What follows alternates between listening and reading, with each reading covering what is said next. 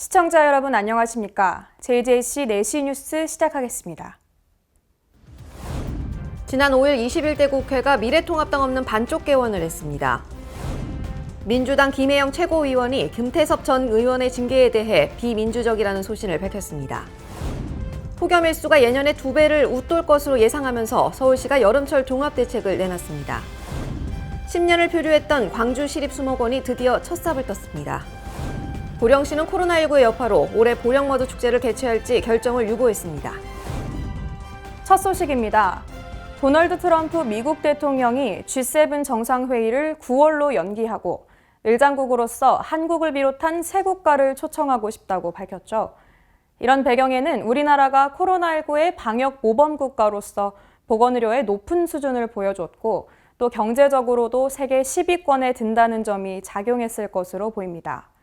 일각에서는 중국에 대해 논의하려 한다는 트럼프 대통령의 말로 미루어 보아 미중신 냉전에서 미국의 편늘리기에 끌려다니게 되는 것 아니냐는 우려도 나오고 있는데요. 각 언론사의 입장 살펴보겠습니다. 가장 걱정되는 중국의 반발 가능성에 대한 의견입니다. A일보는 우리와 함께 초청된 나라에는 러시아도 있기 때문에 중국을 의식할 필요가 전혀 없다고 밝혔습니다. B일보는 우리나라가 앞서 중국의 1대1로와 아시아 인프라투자은행에도 참여했기 때문에 이번 G7 참여에 중국이 불만을 품어선 안 된다고 덧붙였습니다. 진보 성향의 언론사들은 한국의 위상이 급격히 상승한 결과라며 긍정적인 반응입니다. C일보는 이번 초청이 우리에겐 중대한 전환점이 될 거라면서 우리의 국격을 높이고 발언권을 행사하기 위함임을 환기했습니다. D일보는 미중 어느 한쪽의 편을 드는 것이 아니라 우리의 국익을 중심에 놓고 의제별로 대응해야 한다고 강조했습니다.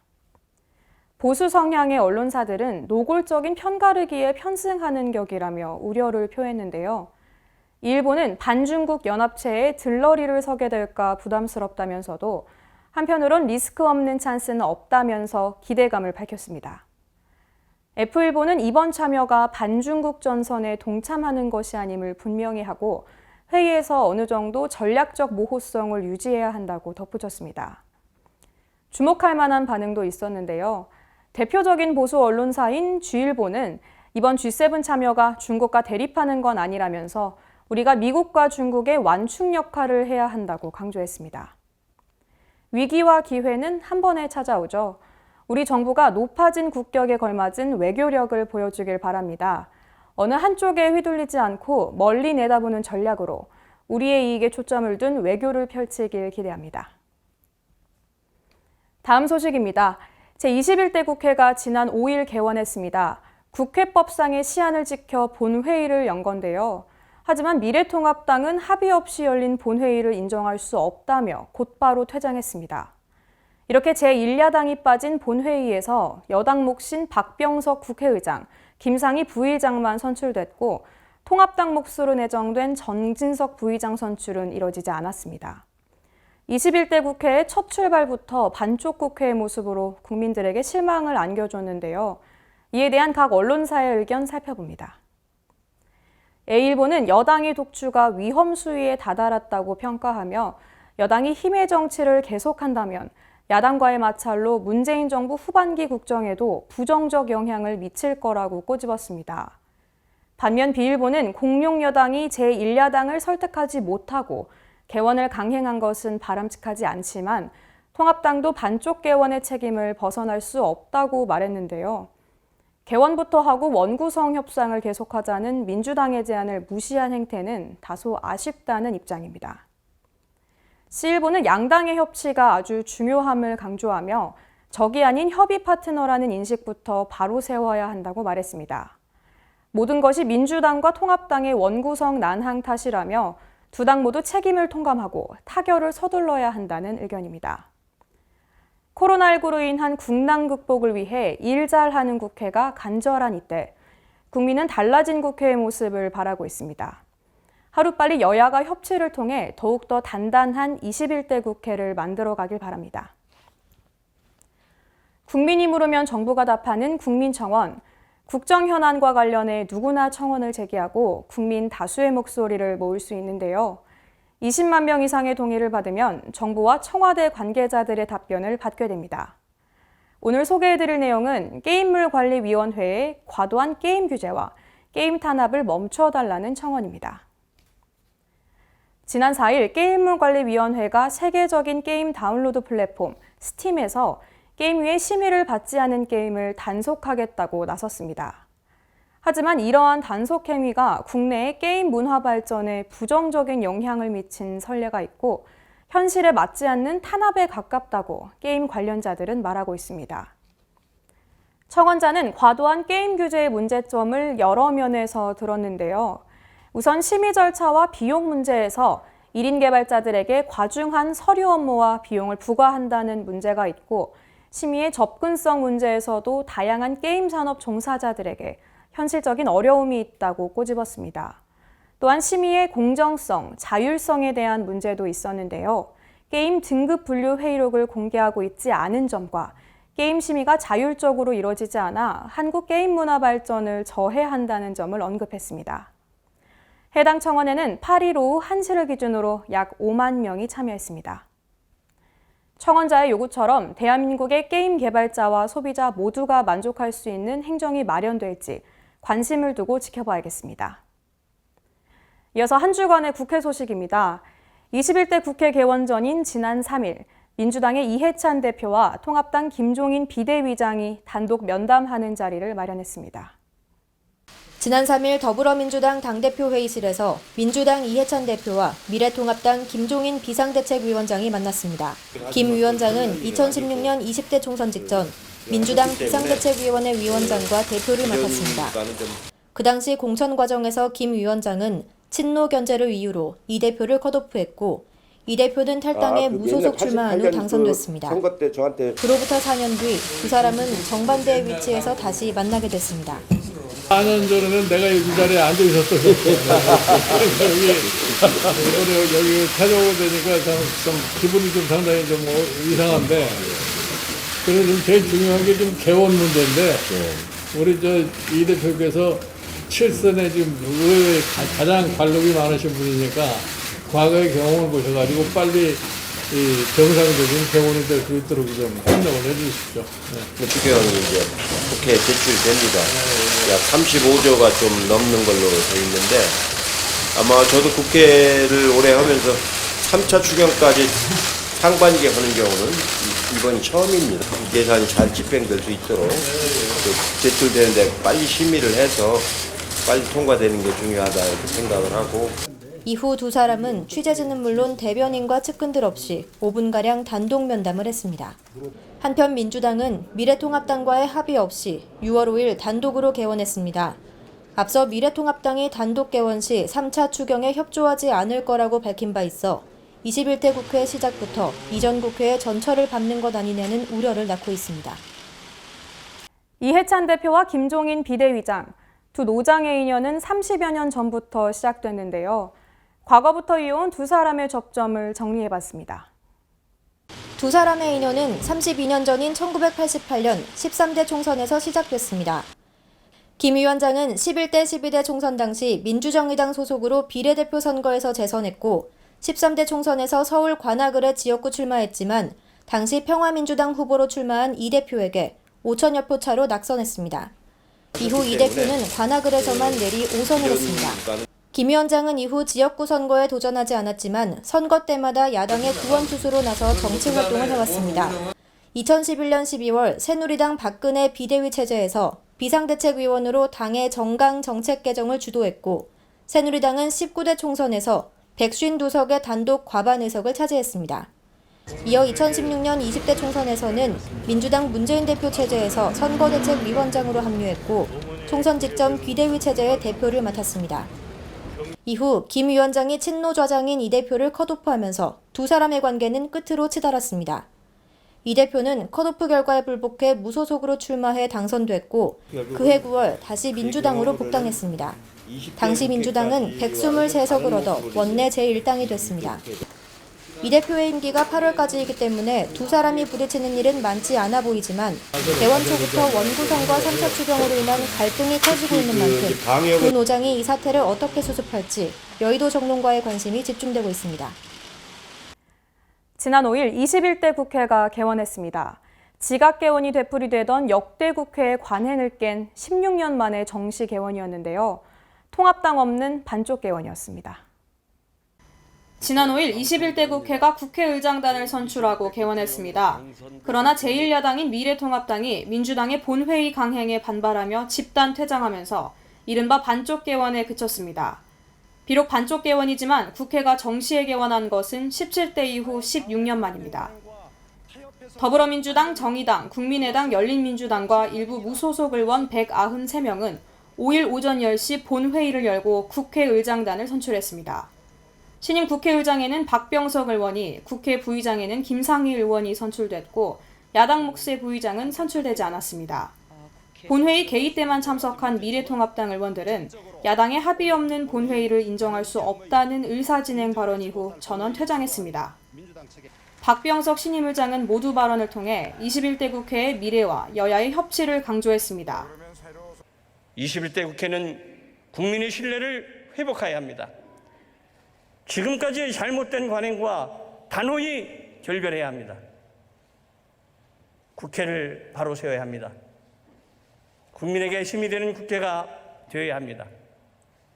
한편 민주당의 단독 개원으로 21대 국회 초반 역시 20대와 같은 파국으로 가는 것 아니냐는 우려가 나오고 있습니다. 종전과 다르게 미래통합당 없이도 개헌 이외의 모든 법안 처리가 가능한 만큼 민주당의 선택에 많은 관심이 쏠리고 있습니다. 민주당 금태섭 전 의원은 당의 공수처 찬성 당론에 반대해 기권표를 날렸다가 징계를 받았었죠. 김혜영 최고위원이 이 징계에 대해 비민주적이라는 소신을 밝혔습니다. 지난 5일 더불어민주당 최고위원회의에서 김혜영 최고위원은 당이 금태섭 전 의원에게 내린 징계에 관해 소신 발언을 했습니다. 앞서 금 전 의원은 당의 공수처 찬성 당론에 반대해 기권표를 날렸다는 이유로 징계를 받았습니다. 우리 헌법상 대단히 중요한 문제이고 대의제 민주주의 하에서 정당 민주주의로 보충할 수 있는 범위를 어디까지 허용할 것인가라는 국가적으로 매우 중요한 문제라고 생각하고 있기 때문입니다.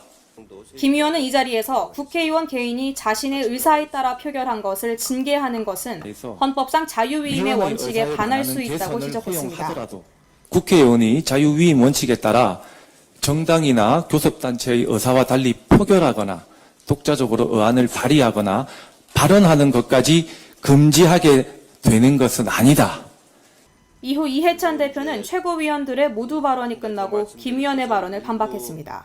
우리 당이 너무 지나치게 비민주적으로 운영되는 거 아니냐는 그런 지적을 하는 것 같은데, 제가 보기에는 제가 전당대 이후에 1년 지금 거진 2년 거의 다 돼가고 있는데 단 한 번도 비민주적으로 당을 운영해 본 적이 없습니다. 김 의원은 회의를 마치고 기자들과 만나 헌법상 대의제 하에서 국회의원의 양심에 따른 투표권 제한을 어느 정도 인정할 수 있는지, 자유민주주의를 위배하는 게 아닌지 하는 것은 대한민국의 정치를 위해 중요한 부분이기에 자신의 분명한 의사를 밝힌 것뿐이라고 한 번 더 강조했습니다. 인용한 내분의 의견이 아니라 수도권 소식입니다. 기상청이 올여름 극심한 더위를 예고했습니다. 전국 폭염일수가 20일을 넘어 예년의 2배를 웃돌 것으로 내다봤는데요. 폭염일수가 지난해보다도 열흘 정도 많을 것으로 보이면서 서울시가 여름철 종합대책을 내놨습니다. 이번 여름은 코로나19로 인해 엄중한 상황인 만큼 감염병 차단과 취약계층 보호를 중심으로 대책을 마련했는데요. 그중 폭염 대책을 안내해드립니다. 서울시가 마련한 폭염 대책은 이와 같습니다. 먼저 폭염 위기경보 단계별 대응체계 운영 및 무더위 쉼터 운영으로 철저한 폭염 상황 관리에 들어갑니다. 또 폭염 취약계층을 위한 재가 서비스와 독거 및 중증장애인을 위한 맞춤 돌봄 서비스를 지원하는 폭염 취약계층 보호 서비스를 강화합니다. 그리고 저소득층의 에너지 사용 비용을 지원하는 저소득층 에너지 바우처 지원을 실시하고, 폭염으로 인해 생계가 곤란해진 저소득 위기 가구에 생계비와 의료비 등을 지원하는 서울형 긴급복지 지원을 확대합니다. 이와 함께 서울시는 코로나19라는 엄중한 상황 속에 감염병 차단과 취약계층 보호를 위해 보건, 폭염, 수방, 안전, 4대 분야의 2020 여름철 종합대책을 마련했습니다. 골목길을 운전할 때 주차할 곳이 부족하고 불법 주정차된 차들이 많아 난처했던 경험 있으실 텐데요. 차량 한 대를 필요에 따라 여러 명이 함께 이용하게 된다면 이런 문제를 해결하는 데 도움이 되겠죠. 강북구는 3가지 모델의 차량 공유 서비스를 시행하고 다양한 할인 혜택도 제공할 방침입니다. 강북구가 지역 커뮤니티 단위로 주차면을 확보하고 나눔카를 배치한 뒤 할인된 가격으로 차량을 이용하는 지역 공유카 서비스를 제공합니다. 지역 공유카는 아파트와 동네, 비즈니스 공유카 등 3가지 모델로 운영되고 할인 혜택은 상황에 따라 차등 지원됩니다. 아파트 공유카의 경우 입주자 대표회의나 관리사무소 등에 신청하면 되고 입주민을 대상으로 이용료의 30%가 감면됩니다. 동네 공유카는 단독주택이나 빌라 등의 주차장과 거주자 주차면을 활용하게 되고 주차면을 보유하고 있는 지역 주민은 최대 50%, 차량 이용자는 20에서 30%의 금액이 할인됩니다. 법인이나 주요 업무단지에 배치되는 비즈니스 공유카는 임직원을 위한 20% 할인 서비스가 적용되고 공공기관을 비롯한 민간기업의 차량관리 부서에서 요청할 수 있습니다. 강북구는 공유카를 이용할 경우 골목길 주차난 해소와 함께 불법 주정차 문제를 해결하는 데도 도움이 될 것이라며 차량 배치나 기타 자세한 사항은 강북구청 교통행정과로 문의하라고 전했습니다. 중독성 있는 멜로디와 귀에 쏙쏙 들어오는 가사로 전 세계인의 사랑을 받고 있는 동요죠. 아기상어를 개사해서 마포구는 슬기로운 등교 생활 영상을 공개했습니다. 등교 수업을 시작한 학생들이 준수해야 하는 생활 수칙이 담겨 있습니다. 마포구는 최근 초등학교의 학년별 순차 등교가 시작됨에 따라 학생들이 코로나19로부터 안전한 학교 생활을 하기 위해 준수해야 하는 위생 수칙 등을 알리는 슬기로운 초등생활 등교 생활 수칙 영상을 제작했습니다. 이번 영상은 코로나19의 산발적인 지역 감염이 우려되는 상황 속에서 자녀를 학교에 보내는 학부모들의 우려가 많은 점과 1학년 신입생 등 초등학교 저학년일수록 개인별 위생관리가 서툰 점을 고려해 학생과 학부모들이 등교 생활 수칙을 쉽게 익힐 수 있도록 하는 취지에서 기획됐습니다. 아기상어 동요를 교육부에서 권고하는 학교 생활 수칙을 포함한 내용으로 개사하고 마포구 청소년 뮤지컬단의 안무를 입혀 학생들이 친숙하게 따라할 수 있도록 만든 것입니다. 슬기로운 등교 생활 영상은 마포구 공식 유튜브 채널인 마포TV와 마포구 페이스북 등에서 시청할 수 있습니다. GTX-C 노선의 을왕역 정차를 위해 을왕시는 지난 3월 사전 타당성 조사 용역을 시작했죠. 지난달 25일에는 그 중간 점검을 위한 보고회가 열렸습니다. 수도권광역급행철도 GTX-C 노선의 을왕역 정차를 추진하기 위해 지난 3월 착수한 사전 타당성 조사 용역의 중간 보고회가 지난달 25일 시청 소회의실에서 개최됐습니다. 이날 보고회에는 김상돈 을왕시장과 윤미금 시의장을 비롯해 관련 전문가, 민간단체 회원 등 20여 명이 참석했습니다. 전문가들은 을왕역 정차를 통해 앞으로 경제성을 충분히 확보할 수 있고 열차 운행 측면에서도 을왕역 정차로 인한 기술적인 문제는 없을 것이라고 보고했습니다.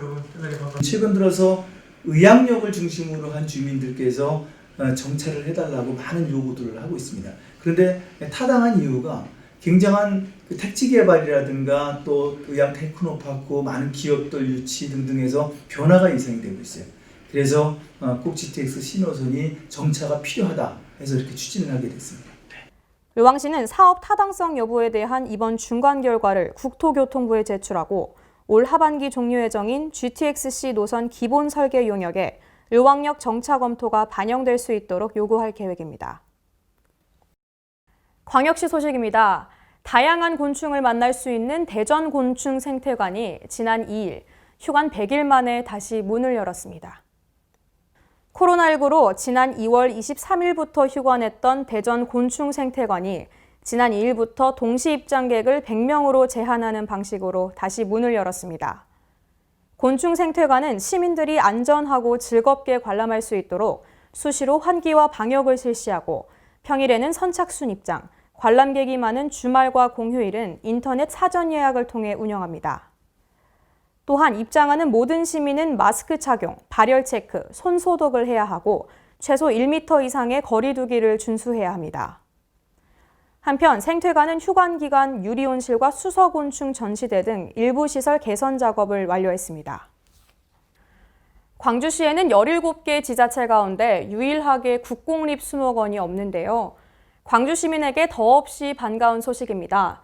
10년을 표류했던 광주시립수목원이 드디어 첫 삽을 떴습니다. 내년 준공을 목표로 본격적인 수목원 조성 사업에 들어갑니다. 시민들에게 편안한 쉼과 치유, 소통의 공간이 될 광주시립수목원이 지난 5월 28일 착공식을 개최하고 본격적인 조성에 들어갔습니다. 이날 착공식에는 코로나19 확산 차단을 위해 지역 주민 등 100여 명의 최소 인원만 참석했으며 행사장 입구에 체온계, 손소독제 등을 배치해 감염병 예방에 만전을 기하며 진행됐습니다. 광주시립수목원은 남구 양과동 광역위생매립장 주변에 24만 6,948제곱미터 규모로 오는 2021년까지 조성되며 환영의 숲, 무등산 4개 숲 등 3개 숲을 통해 시민들에게 휴식 공간을 제공하게 됩니다. 한편 광주시립수목원은 지난 2009년 조성이 결정된 이후 11년 만에 착공한 것으로 민선 7기 들어 또 하나의 해묵은 현안을 해결하는 사례가 됐습니다. 이어서 강원도 소식입니다. 강릉시가 국토교통부에서 주관한 2020 스마트시티 챌린지 사업 공모에 최종 선정되면서 스마트시티를 향한 힘찬 발걸음을 내디뎠습니다. 강릉시가 스마트 기술을 활용해 다양한 도시 문제를 해결하는 스마트시티 챌린지 사업에 선정됨에 따라 4차 산업을 선도하는 스마트시티 조성에 탄력을 받게 됐습니다. 올해는 예비 사업으로 국비 15억 원을 투입해 스마트시티의 시작은 스마트 골목이라는 주제로 지역 상권 소상공인과 여행자를 잇는 속속들이 강릉 여행 파인패스 스마트 솔루션을 추진합니다. 중앙 성남시장과 명주동 커피거리 일원에 원격 예약과 배달 시스템을 구축하고 전기자전거와 전동 킥보드, 초소형 전기차 등 스마트 교통수단이 도입됩니다. 올해 예비 사업의 성과를 통해 내년 스마트시티 본 사업에 선정되면 2년간 200억 원이 투입되고 이들 사업을 시 전역으로 확대하게 됩니다. 여성들은 과거에 주로 남성 분야로 여겨졌던 농업까지 그 영역을 넓히고 있습니다. 최근 농사를 짓는 농민 중 여성의 비중이 늘어나고 있는데요. 평창군에서는 여성 농업인만을 위한 농기계 교육이 마련돼 농업인들의 호응을 얻고 있습니다. 농업 분야에서 여성 농업인의 역할이 중요해졌는데요. 평창군은 이를 위해 지난 5월 25일부터 2일간 여성 농업인을 대상으로 여성 친화형 농업기계, 운전 조작 및 안전교육을 실시했습니다. 이번 교육은 도 농업기술원 주관으로 진행됐습니다. 군 담당 직원들이 직접 임대용 장비 중에서 소형 트랙터 관리기, 이식기 등 여성 친화형 농기계의 운전 실습과 안전사고 예방에 초점을 맞춰 실시했습니다. 또한 농업기술센터는 현재까지 19종 237대의 여성 친화형 농업기계를 도입해 임대 사업을 실시하고 있는데요. 특히 올해는 코로나로 인한 외국인 근로자의 입국이 어려워 인력 수급에 어려움을 겪을 것을 대비해 이식기 20대를 추가 확보해 임대하고 있습니다.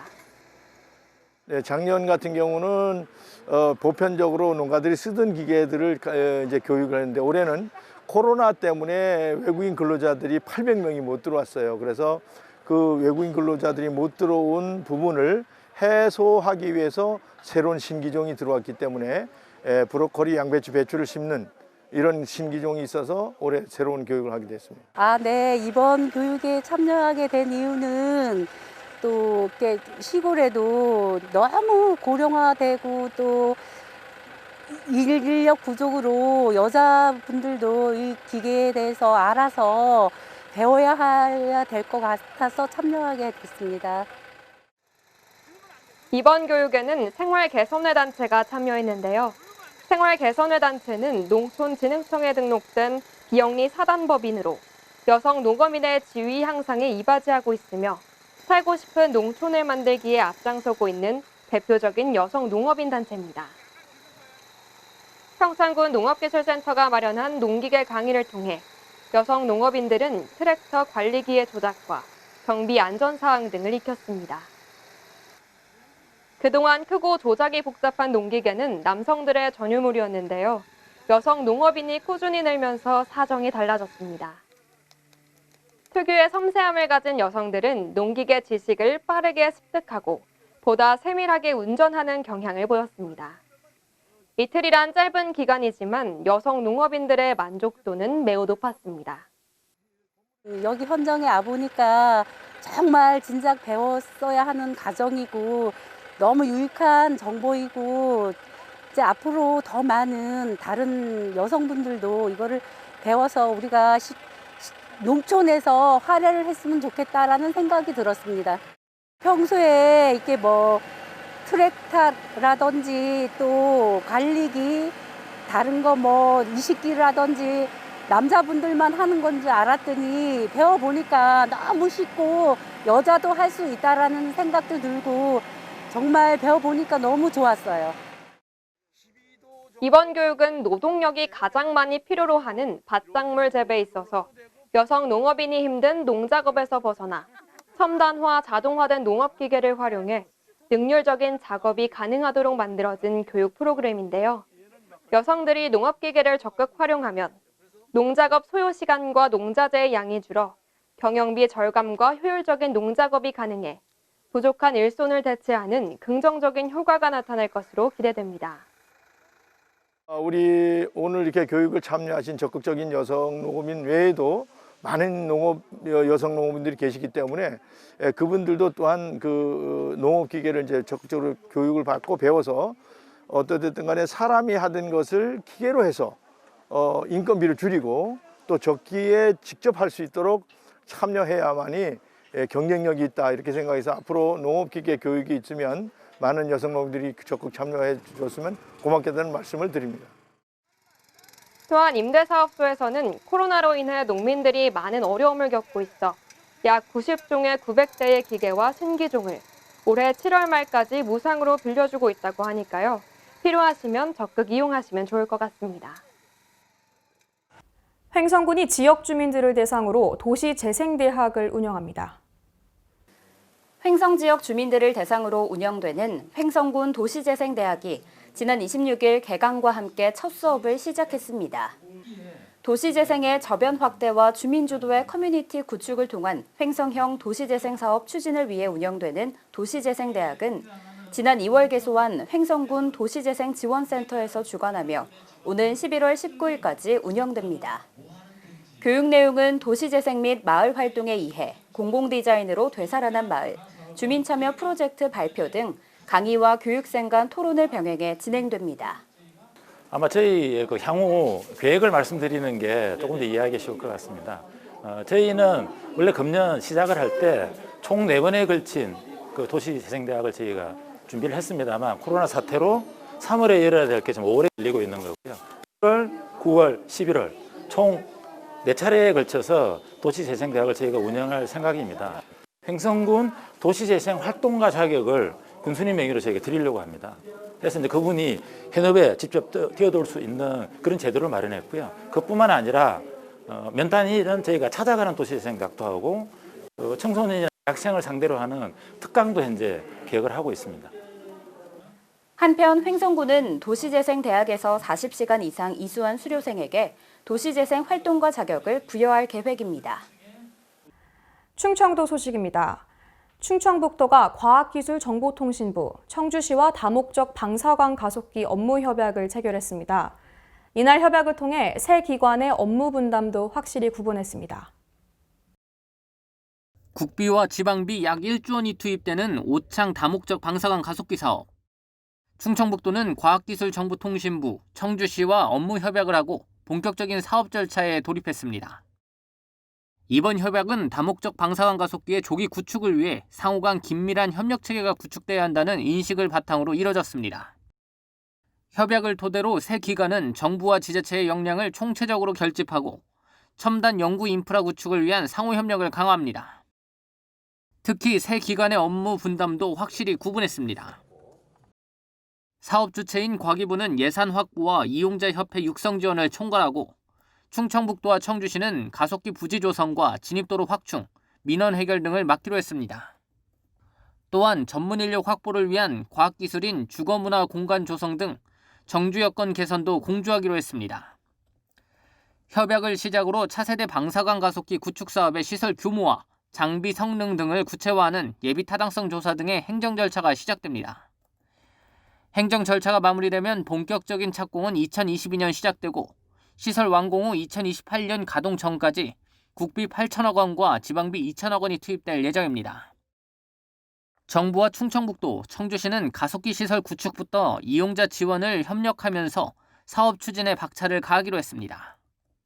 보령 머드축제는 매해 보령시 관광산업에 크게 이바지하고 있는데요. 올해는 코로나19의 여파로 축제를 개최할지 결정을 유보했습니다. 보령시가 코로나19 장기화로 인해 제23회 보령 머드축제 개최 여부 결정을 유보하기로 했습니다. 보령시는 지난 22일 제45차 이사회의를 통해 축제 개최 여부를 결정키로 했으나 코로나19의 지속적인 확산에 따라 이 같은 결정을 내렸습니다.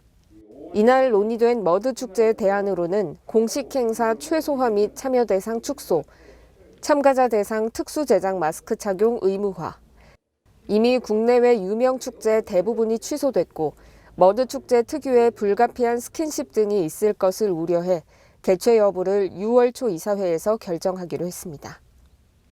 이어서 경상도 소식입니다. 경남 최초의 발달장애인 전문 복지관이 양산 동부와 서부에 각각 건립됐습니다.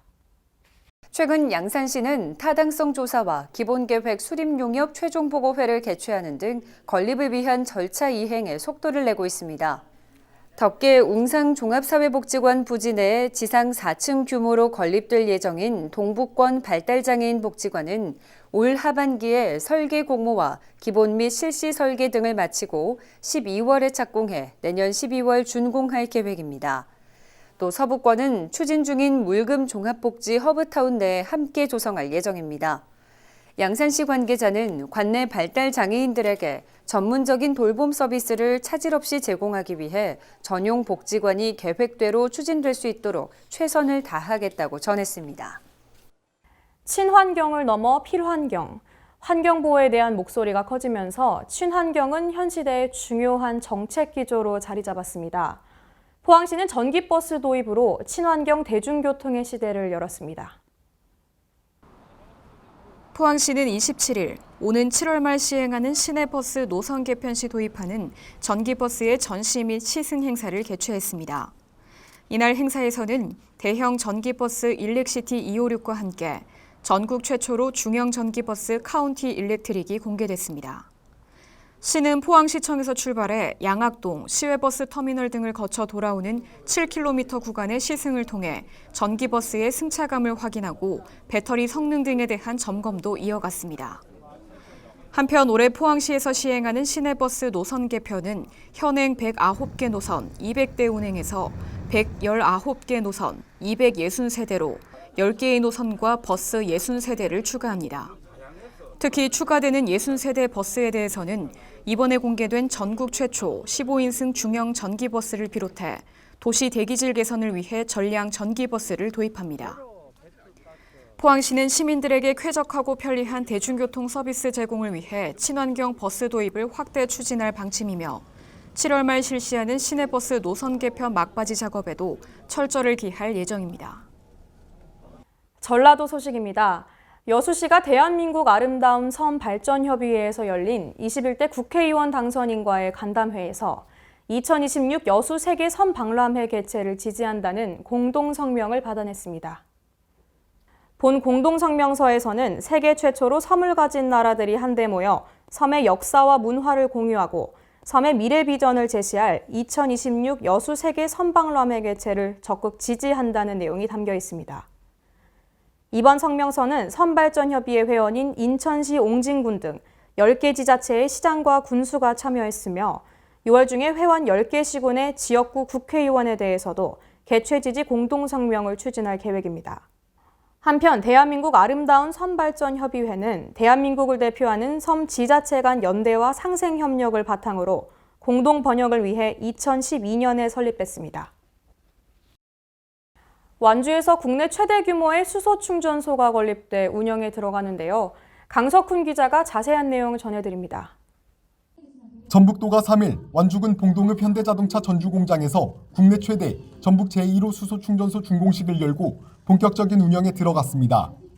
이날 준공식에는 송하진 전라북도지사와 박성일 완주군수, 안호영 국회의원 등 100여 명이 참석했습니다. 완주 수소 충전소는 총 58억 원을 투자해 국내 최대 규모인 시간당 110kg의 충전 용량으로 건설돼 1시간당 수소 승용차 22대를 충전할 수 있는 능력을 갖추고 있습니다. 송하진 도지사는 전국 최대 규모의 완주 수소 충전소 준공은 도내 수소 전기차 이용자의 편익을 높이면서 보급을 확대하는 계기가 될 것이라며 지속적으로 도내 수소 전기차와 충전소 추가 보급 등 수소 인프라 확충에 주력해 수소 경제 대중화에 앞장설 것이라고 말했습니다. 지금까지 전북에서 강석훈이었습니다. 장수군이 미래 평화를 기원하기 위해 평화의 소녀상을 설치했습니다. 김가영 기자의 보도입니다. 장수 평화의 소녀상 건립추진위원회가 26일 평화의 소녀상을 한누리전당 소공연장에 설치했습니다. 추진위원회는 28일 건립 기념행사와 제막식 행사를 갖기로 계획했으나 코로나19 확산 방지를 위해 제막식 행사를 8월 14일로 연기한 상태입니다. 장수 평화의 소녀상 건립추진위원회는 아픈 과거를 치유하고 민족적 긍지를 회복하며 역사를 바로 세워 자라나는 아이들에게 올바른 역사관을 심어주고 미래의 평화를 기원하기 위해 평화의 소녀상 건립을 추진했습니다.